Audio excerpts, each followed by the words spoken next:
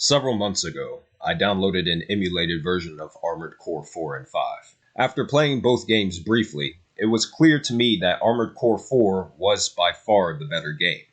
A lot of this is due to its emphasis on mobility and focus on aerial gameplay, along with single-player content that didn't intrude on the player's time. The downside was that the missions were too short. With Armored Core 5, that sense of mobility and aerial gameplay was gone. You were grounded most of the time, and the game was geared far too much towards multiplayer, to the point where it affected the game's quality.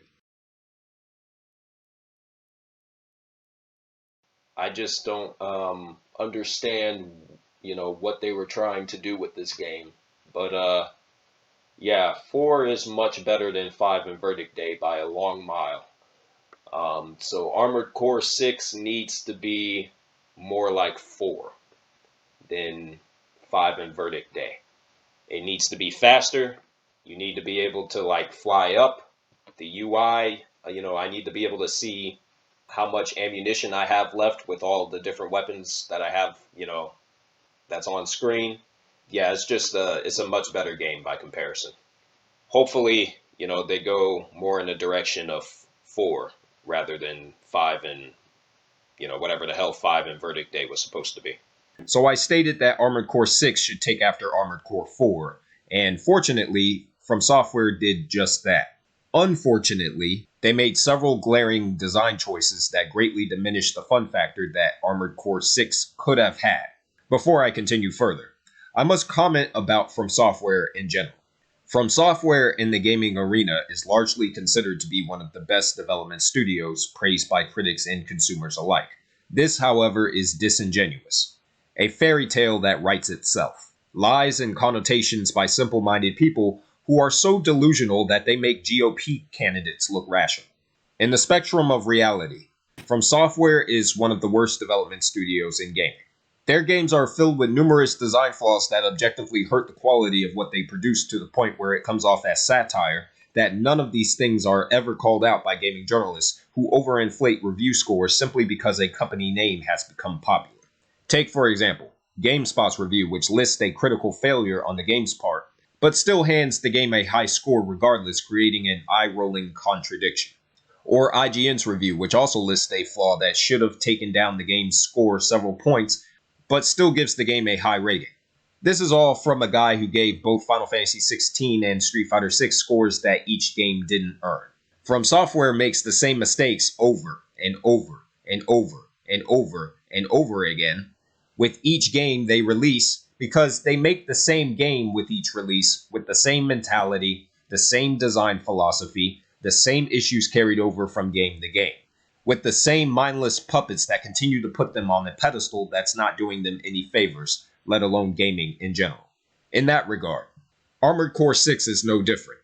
It's a game that tries to revive a long-dormant series, bringing it back to the limelight to mixed results. Before I dive deep into this, it must be mentioned what most players' expectations were going into this. Armored Core hasn't been around for a while, with the last entry having been released more than a decade ago.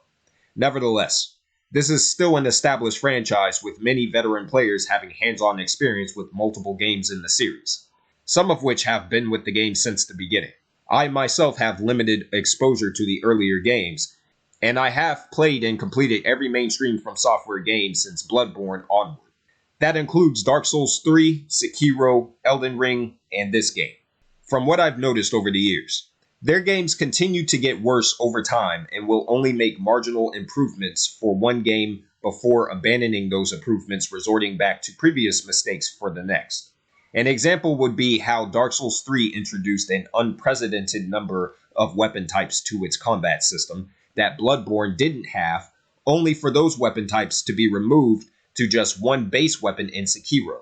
Sekiro removed the obnoxious stamina system and introduced a rather innovative parry mechanic, only for that to be completely abandoned with the return of that same obnoxious stamina system in Elden Ring, minus the parry mechanic that was in Sekiro. You see where I'm going with this. Armored Core 6 is no different. It suffers from the same outdated 2 steps forward, 4 steps backward design philosophy in major areas that FromSoftware games tend to have. The best thing about FromSoftware games is the customization, and Armored Core 6 lines up with this design trait.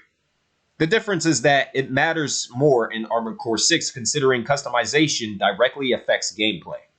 You can and are encouraged to interchange various components on your mech, including the head, torso, arms, and legs, along with multiple weapon types, boosters, and chips, which affect different stats such as how much energy the mech has, how much health the mech has, how much weight the mech has. It's a very rewarding experience mixing various combinations, and the customization doesn't stop there. You can directly tune what color your mech is across all limbs, set decals on multiple areas of your mech, assign distinguishing features such as custom decals, and you're given multiple slots for creating different mechs that can be swapped out. What's more, there are arena challenges, of which there's over 30, grade listed from F through S rank, that will pit you against mini bosses that will reward you with points that you then use to upgrade your mech RPG style. This allows you to reduce how much damage you receive from enemies, how much damage you receive from various weapon types, be them kinetic, explosive, energy, or melee based. It allows you to improve how much health you gain from using healing items, and it grants you multiple abilities that you don't have at the beginning, although I'm not sure why manual aiming is an upgrade in this game. That's something that should have been there regardless of an upgrade system. The customization is without a doubt a core feature of the Armored Core series, and it's quite simply the best part of the game. It's a feature in this game that improves and only gets better due to its dynamic design. Another core feature that works in this game is the sense of mobility. While the way it's mapped to the controller is questionable, Armored Core 4's high sense of speed and emphasis on flight returns in Armored Core 6 to an effective degree. It's a genuine thrill to boost around the stage watching your mech slide above ground while engaging enemies, or blasting your mech's thrusters allowing for limited flight, while being able to shift direction mid-flight, which allows for the ability to dodge. Again, this could have been improved regarding the way these actions are mapped to the controller, but for the most part, it works, and it gives the player the fantasy of controlling a giant death machine.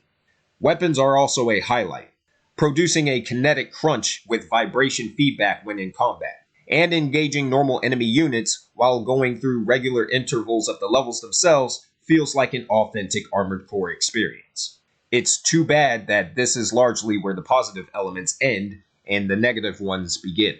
A core issue with this game, as well as other FromSoftware games, are the graphics, or rather, the company's lack of care of graphics. In every FromSoftware game, graphics are treated as an afterthought.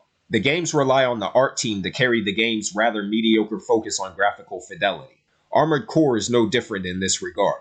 Graphics are more important in this game than any previous FromSoftware game dating back to Demon's Souls simply because of what the concept of the game is. You're piloting a giant robotic death machine that's supposed to be the size of a 3 or 4 story building, yet everything from the environment to the reflection in the water to just small props like cars, bridges, and buildings all look completely flat.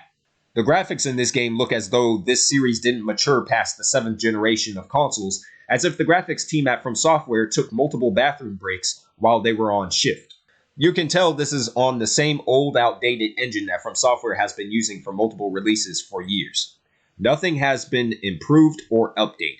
If you attempt to interact with anything in the environment, say you walk over a car, there's a random explosion that takes place, and the effect looks like something out of a late PS2, early PS3 game. This is the very definition of lazy. It's beyond ridiculous when you have this minimal effort put in when it comes to modern graphics in any game. But in this game, it's critical because the mech you're piloting is supposed to give off this sense of scale. If everything around you looks like figurines on a board game, it's hard to buy into the fantasy that this game is wanting you to accept. But the graphics are the least of this game's problems. Let's talk about the storytelling, or lack thereof. This seems to be a common problem with every FromSoftware game, yet this is the first one where I've seen gaming journalists have actually gone out of their way to criticize FromSoftware for their insipid approach to narrative design. Older FromSoftware games didn't have a story, they had lore. I've been saying it for years. Lore and storytelling are not the same thing. Lore is a collection of abstract facts that have limited or no correlation. It's knowledge or tradition that's learned, which is closer to the actual definition of the word. A story, on the other hand, is an account of a character or group of characters told in a strict format, usually in a 3-act structure. It's a series of events that are connected together and told through either imagery, words, body language, performance, music, or any other form of communication. In order to have a story, you need to have characters. Those characters need to be developed through an arc. That arc needs a story structure that makes up an act. You need multiple acts to form a beginning, middle, and end to your story. FromSoftware games largely don't have any of this. The company neglects basic storytelling elements, instead choosing to focus more on gameplay. This is actually one of the biggest issues with the studio, because if you don't care about what you're actually doing in a game, then just how engaging is the gameplay supposed to be? Armored Core 6, unlike the Souls-like games of FromSoftware's portfolio, has a story, but it's not a good one mainly because it lacks characters. And when I say characters, I mean characters that you actually give a shit about. There's not a single character in this game that's worth anyone's investment of time. The entire story is told through radio messages and mission briefings. There's barely any cutscenes in the game, and the few limited cutscenes that do exist are only there to introduce a boss that at the end of the day, you don't care about. The storytelling here instantly falls flat because of the lack of effort on FromSoftware's behalf. Similar to the studio's other games, you play a nameless, voiceless character that no one from the game's audience can connect to. And it's actually worse in Armored Core 6 because you never actually get to see your pilot. The character known as Mercenary 621, or Raven for short, never makes an appearance. In fact, none of the human characters in this game make an appearance, which is strange because the vast majority of the armored cores are controlled manually by human pilots. There's even a mission in the game where you encounter mechs where an AI companion character mentions that these particular mechs don't have any vital signs, meaning they're controlled remotely. There's boss fights in the game that contain dialogue from the boss pilot itself, but you never get to see the actual character in the machine. How am I supposed to connect to or care about anyone in this game if I can see nothing but the giant robot they're controlling? How am I supposed to care about any faction in this game, any major story event in this game, any act in this game, if the presentation is so boring to the point where it makes more sense to skip the mission briefings and radio messages entirely? And I sat through all of the mission briefings during my initial 20-hour playthrough of this game, and not once did I give a motherfuck about anything that was going on. Not one time. To make matters worse, the game laughably has the classic FromSoftware multiple endings nonsense, of which it has up to 3 different endings, with each of them listed in the achievements list. It's a joke that writes itself. The worst part is actually something that FromSoftware has been hailed for years now as one of the best developers in the industry, a moniker that quite frankly the studio doesn't deserve. And that's the boss fights. The boss fights in this game, or rather a select few of them, the core fights, are horrible. When it comes to the boss fights in Armored Core 6, that's when the game loses its identity as an Armored Core game and it turns into a Dark Souls game. Now again, not all of the bosses in this game are bad. In fact, there are some that are rather good. The best boss in the entire game is the one at the end of Chapter 3 with the Iceworm fight. That was handled far better than the majority of the end chapter fights in this game. It's too bad that it's in the minority. The bad boss fights, unfortunately, are so poorly designed that they end up overshadowing the few that are good. The game straight up turns into a Souls-like game with the bosses, and that by far has been the most echoed complaint among the community. FromSoftware has become so coddled over the years with blind praise that they seem to think that this is all consumers want from them, are these mind-numbing, frustrating, and vapid exercises of patience that test more the player's mental endurance than it ever does their individual skill level. It's as if the bosses were designed so fanboy drones can record and upload YouTube videos that no one remotely cares about but them, and a select number of other fanboy shills, because that's usually what happens with FromSoftware games. The problem with the bosses in this game, purely on a mechanical level, is that they are designed to be so artificially inflated with the difficulty that they break the rules of the game on a practical level at every turn, with every animation given to them, and it only gets worse the farther you go in the game, culminating in the boss known as Cell 240, which is the most difficult boss in the game, as well as the worst one in the game. Here's the thing. This game is called Armored Core. Armored Core existed long before the Souls games were even thought of. Armored cores should not contain any Souls-like elements.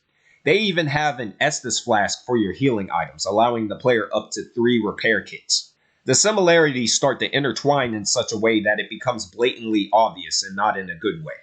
To make the bosses even worse, and this is a core issue with the combat system itself, is the implementation of a stagger bar. This mechanic is usually seen in action RPG games such as Final Fantasy VII Remake and Final Fantasy 13 and 16. But now it's found its way into other games from other genres, and it's just terrible. All this mechanic does is turn the enemies that it's applied to into literal damage sponges where basic attacks only deal chip damage, and the only way to deal significant damage is to stagger that enemy who remains stunned for only a few seconds. And then you must do it again, and again, and again. What this does is that it not only drags out the combat encounters to be longer or to feel longer than they should, but it also forces the mechanic on the player, which is the ultimate problem with it. A stagger system in general is one of the worst mechanics for any video game to include because it reeks of inexperience and the lack of ability to make a combat system engaging without it. Another issue with the bosses is that only certain weapons are effective against them, rendering others useless. So the player has to switch their loadout assembly to stand a chance against the more egregious fights, or suffer a series of failed attempts until they get lucky with the weapons they actually want to use. What this does is that it removes player choice in favor of the game telling you, this is how you're going to play, or I will not let you win easily. There's no strategy involved in this either, because even if you give into the game's demands and switch weapons until you find one that works against a particular boss, you're simply just rolling the dice until you land the number that you're looking for. It's like playing a slot machine. You could just look up advice or a video online of someone who has completed said boss you're stuck on, but doing that just further removes the fun factor that the game should be capable of producing on its own. And even though I didn't do that, there are other players that I know for a fact, looking at comments online, who have. It is worth noting that despite the game's pitfalls, it does sort of make up for it in New Game Plus. The bosses with the right loadout of weapons with upgraded armor for your AC are nowhere near as difficult on subsequent playthroughs as they were on the first. And there's plenty of unlockable content left over in terms of mech parts and weapons to unlock in the store. But the problem with this is that the majority of gamers don't even finish the games they start to begin with, let alone return for a second or third playthrough. The difficulty of the bosses during that initial run will turn off many alone. So New Game Plus is kinda irrelevant to that regard. It's a relevant argument that if you need to replay a game for it to start being fun, then it's not a very good game. Armored Core 6, while having appreciated elements that return from older entries in the series, largely is a very different game than the other entries, and it's closer to the Souls-like games that FromSoftware has become known for. After 10 long years of waiting for a chance revival of this franchise, this is a game that makes the argument that while some things may have been good in the past, perhaps it's best that those some things should be left in the past where they ultimately belong.